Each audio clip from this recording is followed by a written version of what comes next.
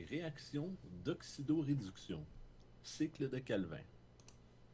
La photosynthèse. La photosynthèse est un procédé qui transforme la lumière visible en énergie.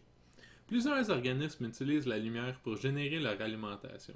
Ils se dénomment les autotrophes, car ils sont autosuffisants. Ils sont plus connus sous le nom de plantes et de phytoplancton. La photosynthèse. La fluorescence est un pigment qui absorbe la lumière, le rendant instable. Un électron va donc retourner à l'état neutre, libérant les photons. Le photosystème est un centre de réaction complexe qui sera entouré par une cueillette d'énergie qui transférera l'énergie des photons à la réaction centrale. Transfert d'NADPH. Chaque électron qui tombe enlève un électron qui transporte la chaîne primaire d'électrons accepteurs de photosynthèse 1 à la protéine ferredoxine. Les électrons sont alors transférés au NADP+, et le réduisent en NADPH. Les électrons de NADPH sont accessibles pour les réactions du cycle de Calvin. Ce processus enlève aussi un H+, du stroma. Le cycle de Calvin. Le cycle de Calvin, tout comme le cycle de l'acide citrique, régénère son matériel de commencement après que les molécules entrent et quittent le cycle. Le cycle crée du sucre des petites molécules en utilisant de l'ATP et la réduction de la force des électrons portés du NADPH. Le carbone entre dans le cycle en CO2 et ressort en sucre nommé glycéraldéhyde 3-phosphate, G3P. Pour la synthèse nette de 1G3P, le cycle doit prendre place 3 fois, réparant 3 molécules de CO2. Le cycle Calvin a 3 phases: la fixation de carbone catalysée par Rubisco, la réduction, la régénération de l'accepteur de CO2. Le cycle de Calvin. Il y a des réactions d'oxydoréduction qui se produisent dans la phase de réduction. Donc, on va explorer une des réactions. C'est la transformation du 3-phosphoglycéraldéhyde 6-phosphate en 1,3-glycéraldéhyde 6 protons, 6 électrons.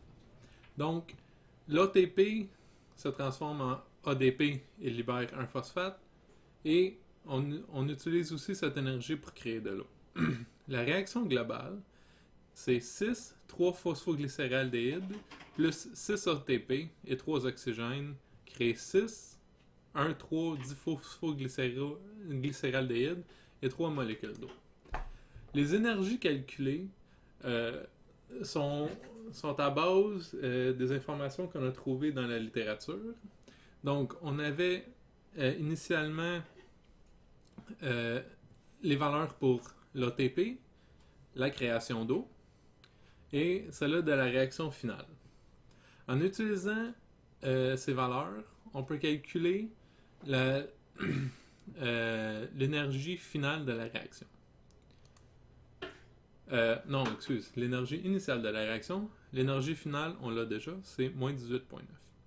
Si on utilise juste l'énergie calculée sans prendre en considération les moles, on peut voir qu'il serait requis de 39,7 kJ pour accomplir cette réaction, qui n'est pas le cas.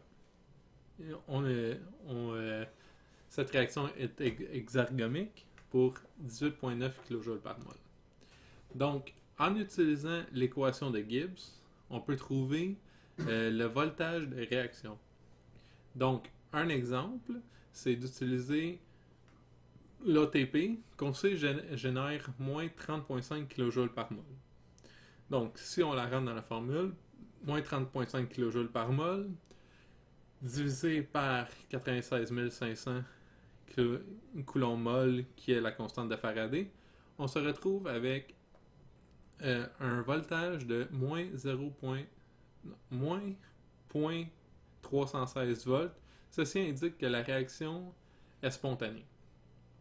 Donc, en utilisant le même concept, on l'applique à la deuxième phase de réduction. Par contre, qu'est-ce qu'il y a de particulier à la deuxième phase de réduction? C'est qu'on utilise le NADPH à place de l'ATP. Le NADPH produit beaucoup plus d'énergie, et le système, ne voulant pas dépenser cette énergie, utilise l'énergie de surplus pour créer 6 ATP.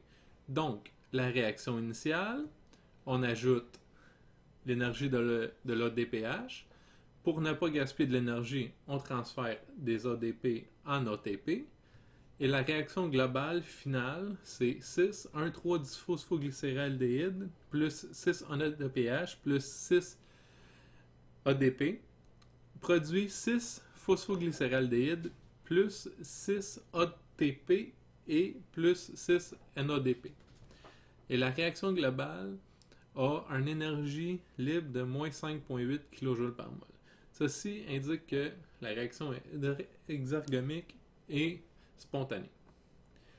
Pour conclure, le cycle de Calvin est un des cycles les plus importants pour la vie sur Terre. Il canalise l'énergie de la photosynthèse pour la production de sucre. Il réduit aussi les gaz à effet de serre en absorbant 3 CO2 par création de sucre. Merci beaucoup, à la prochaine.